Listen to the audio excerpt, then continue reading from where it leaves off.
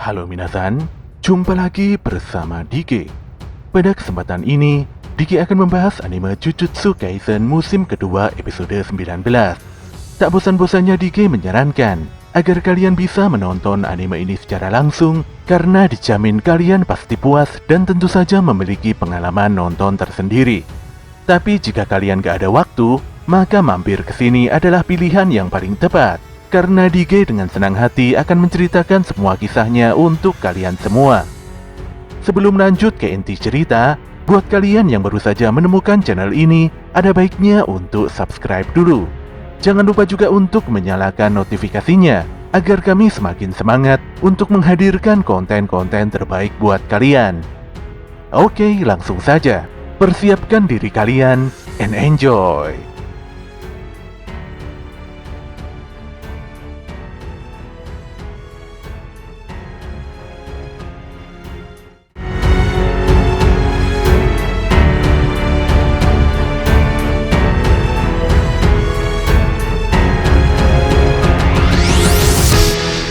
Scene pun kembali pukul 23:14 menit, tepatnya di Jalan Soto Bungamura.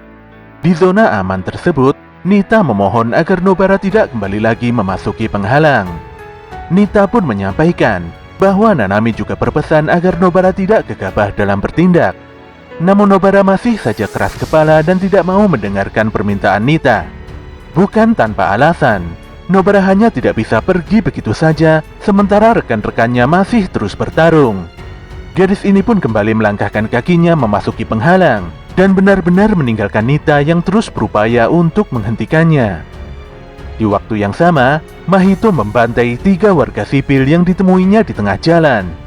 Dia lantas menghempaskan ketiga orang tersebut pada Itadori yang terus mengejarnya. Walau kepayahan, Itadori berusaha menyelamatkan salah satu dari ketiga orang tersebut.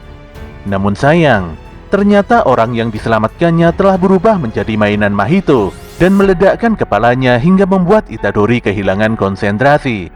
Kesempatan itu pun digunakan Mahito untuk kembali menyerang si Itadori.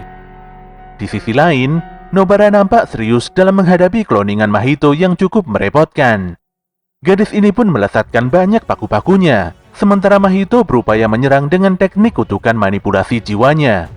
Setelah beberapa kali menyerang, Mahito pun menyadari kalau Nobara berusaha untuk menghindari sentuhannya. Namun roh kutukan ini tidak ambil pusing, karena sejatinya dia hanyalah kloningan saja. Walau bisa merubah dan memanipulasi tubuhnya sendiri, namun Mahito kloningan tidak bisa mengubah jiwa manusia yang disentuhnya seperti kekuatan tubuh utamanya. Hal ini pun membuat Mahito senang, karena Nobara masih belum mengetahui fakta yang sebenarnya. Serangan cakar Mahito membuat Nobara terluka dan agak kerepotan. Nobara pun kembali melesatkan pakunya pada Mahito, dan ketika si Mahito menghindari serangan tersebut, tanpa diduga di kakinya terdapat banyak sekali paku yang sebelumnya telah disiapkan Nobara. Gadis ini pun melompat ke atas sambil menjentikkan jarinya, di mana hal tersebut membuat banyak paku-pakunya meledak dan melukai Mahito. Belum sempat sadar dari kagetnya, Mahito langsung ditindih dan dikekang oleh si Nobara. Nobara lantas memalu pakunya di kening Mahito, hingga membuat kutukan penuh tambalan tersebut muntah darah. Hebatnya, serangan barusan dapat melukai tubuh asli Mahito, yang saat itu tengah bertarung habis-habisan melawan Itadori Yuji.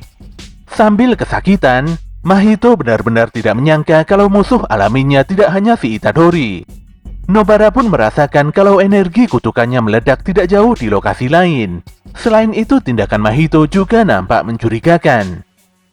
Hal ini pun membuatnya yakin bahwa Mahito di hadapannya hanyalah kloningan yang tidak bisa menggunakan energi kutukan. Mahito sendiri pun tidak menyangkal hal itu dan langsung mengiyakannya. Di sisi lain, Mahito nampak tidak bisa bergerak bebas karena efek dari teknik kutukan Nobara yang masih belum menghilang dari tubuhnya. Tentu saja Itadori tidak tinggal diam, dan dia langsung memukuli Mahito dengan begitu brutal. Mahito pun dibuat bulan-bulanan dan sangat tidak berdaya. Di sini Itadori sangat berterima kasih pada Nobara, karena selama ini dia masih belum bisa melakukan hal yang terbaik untuk menyelamatkan banyak nyawa. Setidaknya kehadiran Nobara ini membuat hati Itadori senang, karena seakan-akan dia tidak sendirian dalam berjuang.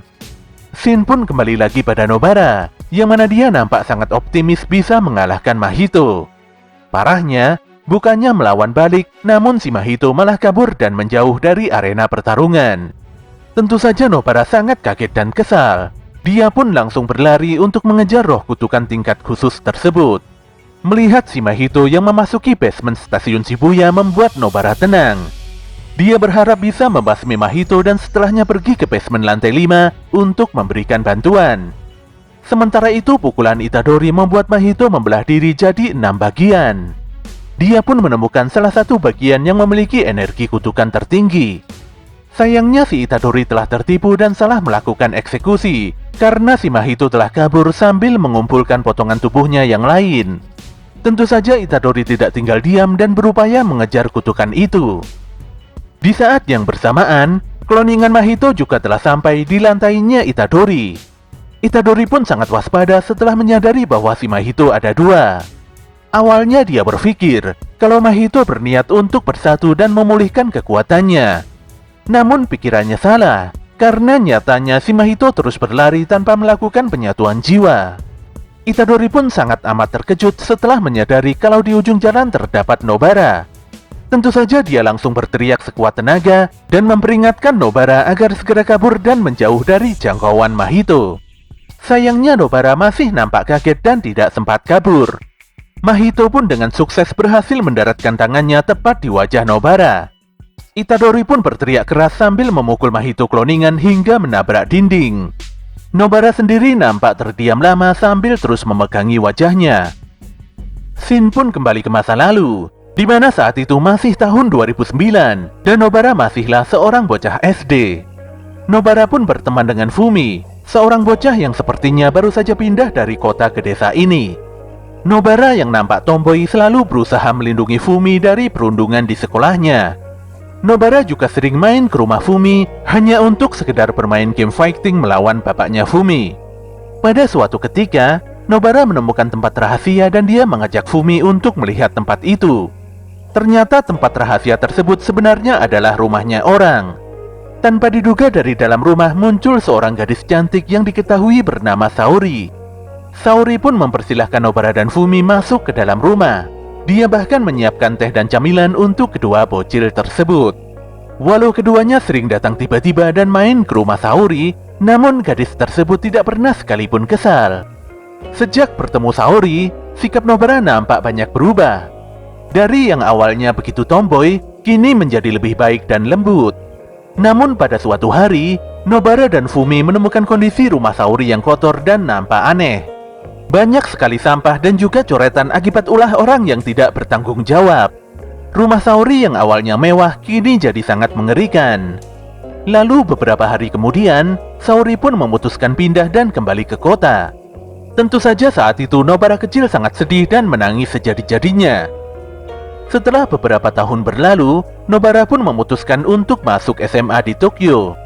Hari itu si Fumi terlihat mengantar kepergian Nobara di stasiun. Dengan sangat optimis, Nobara berjanji tidak akan pulang kembali ke desanya. Dia lantas meminta Fumi untuk juga keluar dari desa ini pada suatu hari nanti. Ketika memasuki gerbong kereta, Nobara memastikan bahwa pada suatu hari nanti mereka harus berkumpul bersama Saori. Fumi pun hanya bisa terdiam. Sementara si Nobara nampak berkaca-kaca dan mulai menitikkan air matanya. Setelah pintu gerbong kereta tertutup, Fumi pun pada akhirnya tidak mampu membendung kesedihannya yang sangat luar biasa. Sementara itu di tempat lain, Saori nampak kerja lembur hingga larut malam. Walau seniornya meminta agar istirahat dulu, namun Saori tidak bisa karena pekerjaan ini harus selesai secepatnya. Di sela-sela waktu santainya, Saori menceritakan kisah kehidupannya di desa dulu pada seniornya. Selain bercerita tentang keluarganya, Saori juga mengisahkan tentang 2 bocah yang berusia 7 tahun lebih muda darinya. Tentu saja yang paling mengesankan dan paling dekat dengannya adalah bocah yang bernama Kugisaki Nobara. Dikarenakan Saori adalah anak tunggal, dia pun melihat Nobara sebagai gadis yang sangat manis.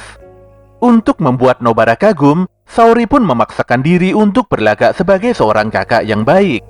Namun Saori tidak bertukar kontak dengan Nobara ataupun Fumi, karena dia takut kalau hubungan mereka perlahan menjauh. Saori pun merasa Nobara pasti akan kecewa jika melihat kondisinya yang biasa saja seperti saat ini. Gadis ini pun bertanya-tanya, apakah saat ini kondisi Nobara tengah sehat-sehat saja. Saat ini di dalam bayangan Nobara, dia tengah berhadapan dengan teman-temannya dan juga sosok Fumi. Dia lantas meminta maaf yang sedalam-dalamnya, karena nampaknya dia tidak bisa menepati janji untuk berkumpul bertiga bersama Fumi dan Saori. Nobara pun berpesan pada Itadori, dan meminta untuk mengatakan pada semuanya, bahwa kehidupannya tidaklah terlalu buruk. Sedetik kemudian, wajah Nobara nampak hancur dan bahkan bola matanya keluar begitu saja. Gadis ini pun langsung ambruk tidak berdaya. Sementara si Itadori nampak mematung kaget dan seakan-akan tidak percaya dengan fakta yang sedang dilihatnya saat ini.